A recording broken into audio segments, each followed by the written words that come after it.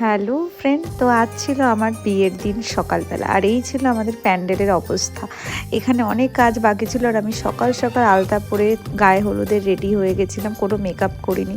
কারণ আমাকে জাস্ট 1 ঘন্টার মধ্যে জল ভরে সমস্ত কিছু করে রেডি হতে হবে, কারণ আমার বর রাস্তায় বেরিয়ে গেছিলো, আর আমি তখনও আমার গায়ে হলুদ হয়নি। তো খুব টেনশনের মধ্যে ছিলাম। আর এদিকে আমার বান্ধবী সবাইকে পোজ শেখাচ্ছে, যদিও জেঠিমা কাকিমা পিসিমা সব মিলে পোজের 12টা বাজিয়েছে, কিন্তু কি আর করার, এর মধ্যেই ফটোশ্যুট সারতে হলো, কারণ আমাকে করতে হবে মেকআপ। আমি ভেতরে ভেতরে সত্যিই খুব চিন্তিত ছিলাম।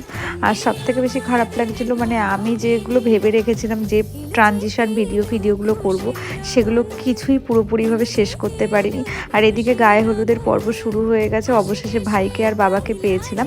আর তারপরে আমি আমার নিজের মেকআপ শুরু করে দিয়েছিলাম। মেকআপটা কেমন করেছি সেটা জানতে হলে আমার সাথে থাকতে হবে, তো তাই চ্যানেলটাকে অবশ্যই সাবস্ক্রাইব করুন।